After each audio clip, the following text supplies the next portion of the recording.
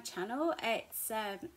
I'm Stace, and this is my channel Stace in the Books, where I will do book recommendations, my TBR list, little vlogs, not just about reading but while my children are reading as well, which reminds me they haven't done one of those for ages, so that could be another video.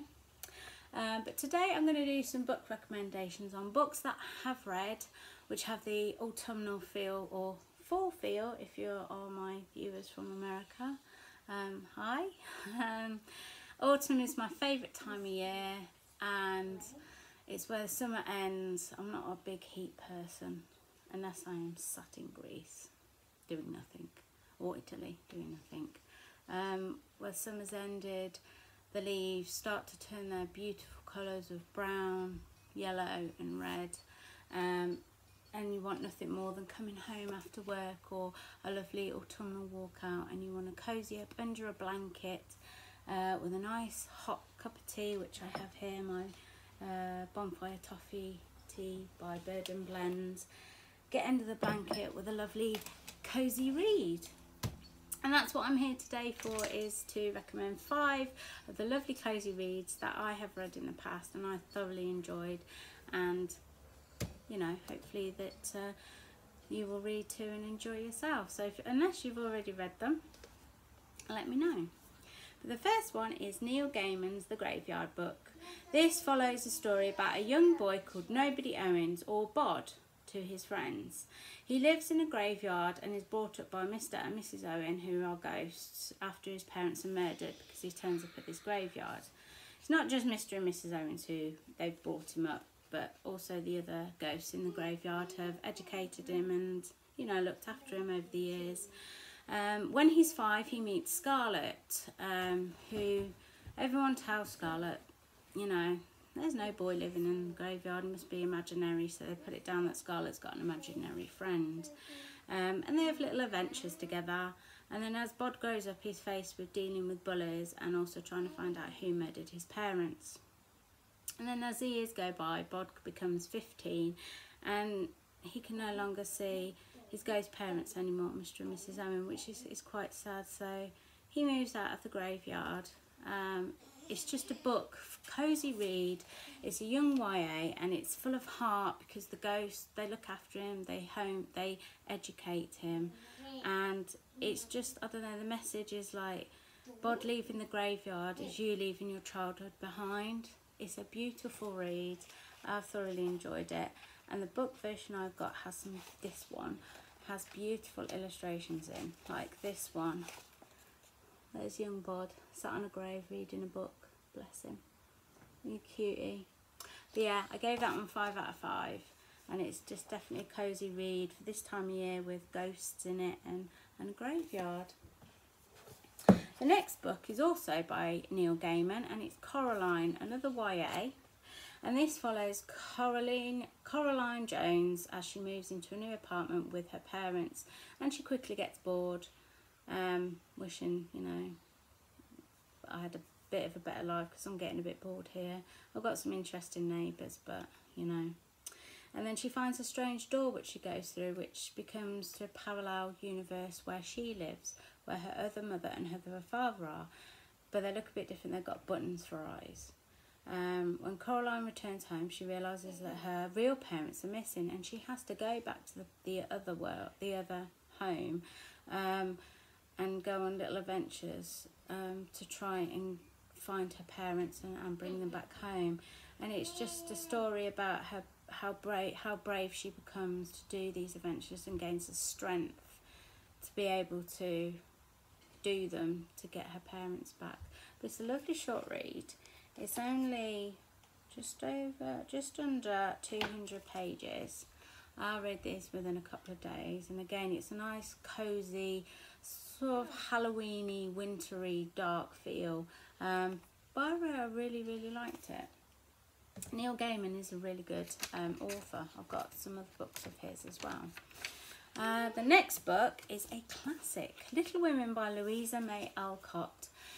Now, this is quite an easy, I thought, for a classic, an easy read. It's, if you haven't seen the film or read the book, or don't really know what it is about. It's a story about the March sisters, Meg, Jo, Beth and Amy.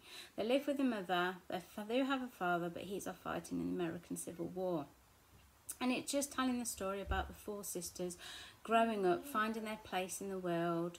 They're different, they can be different, they're different, and they find love. They have to face the first Christmas without the father. The father gets sick, and the mum, or as they call her, Marmee, goes to Washington to nurse him. And then Beth gets scarlet fever, and it's kind of touch and go whether she survives. Marmee's sent for because it's not looking good, but Beth does recover, and not fully as she's very tired. But it's just a beautiful, cosy read, a lovely, easy to read classic. Just following the sisters as they grow up. And you kind of get attached to them because you know them from quite young up into young women. And when they get married. So yeah, if you haven't read that one, obviously I haven't seen the film of it, but I would like to. The next one is the next 2 are actually fantasies, because I see fantasy as cosy winter reads. But the first one is Legends and Lattes by Travis Baldry. This is the first book I read in 2023, and ever since then I've actually loved it. It is a easy to read, cosy fantasy, and it follows Viv the orc. She's had enough of fighting, so one day she puts down her sword for good to open a coffee shop in the city of Thune. Now nobody knows what coffee is, so obviously Viv's got to promote this and tell them how wonderful this drink is. And then Viv employs Tandri to help her grow her business from the ground, and they make friends along the way who help them turn this rundown building into a lovely coffee shop. But obviously there are bumps along the road where someone tries to sabotage it, but again they rebuild it again. It's just a cosy fantasy about meeting friends and building up a business. And if you love coffee, there is a beautiful description in here about coffee, but I can't remember where it is unfortunately. But the end papers, that's Viv and Tandri there, and look how sort of cosy their coffee shop is. But I absolutely love this, my first read, and still one of my favourites now of this year. And the last one I want to recommend is Terry Pratchett's I Shall Wear Midnight. This is a YA book, and this is the 4th book from the Tiffany Aiken series. Tiffany is working as the only witch in the Chalks when a local baron, he dies of poor health, but Tiffany's to blame. She goes off to notify, I think it's relatives, but Tiffany's accused of his murder. Then the pub is destroyed. Again, Tiffany is, blamed for this as well. People are starting to resent witches here because Tiffany keeps getting the blame and she's a witch. And she needs to find out, who's behind all of this, because it certainly isn't me. And she does, and she lures the, what's he called? The cunning man. And she manages to burn this field out and lure him there to defeat him. This one, because it's a YA, it's quite easy to, and again, another easy read, but it's very cosy. It's to do with witches, so very autumnal with Halloween coming up in October. But again, for the YA ones, I find more of a easy read than the adult Terry Pratchett's, which they are cosy as well. Especially, which ones have I got? The Weird Sisters and the Witches Abroad, if you want the adult versions of the Terry Pratchett witches ones. But yeah, I Shall Wear Midnight is got that Halloweeny feel to it, because obviously a witch. But there are my 5 recommended books for autumn. Probably, a lot of us love the autumn. If you've read any of the books, let me know in the comments below. If any have caught your eye, think, oh, that sounds good. Let me know in the comments below. Don't forget to hit that subscribe button so you know when I post videos. Let's get some book talk in the comments below. And I shall have another video for you again soon. stay cozy. Bye.